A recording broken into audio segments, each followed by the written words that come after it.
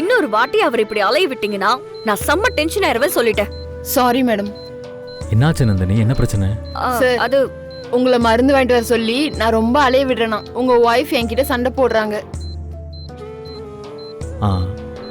Sister, அவங்க சொன்னதை நீங்க எதுவும் பெருசா எடுத்துக்காதீங்க. இந்தாங்க. Okay sir. நீங்க போங்க.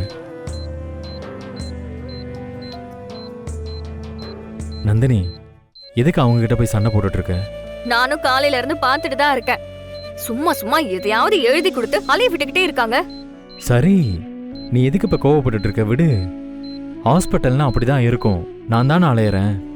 நான் ஒன்னும் உனக்காக இத கேட்கல. ஹாஸ்பிட்டல்ல உள்ள எல்லாரையும் இப்படிதான் தேவையில்லாம அலைய விட்டுட்டு இருப்பாங்க. அதுக்காக தான் கேட்டேன்.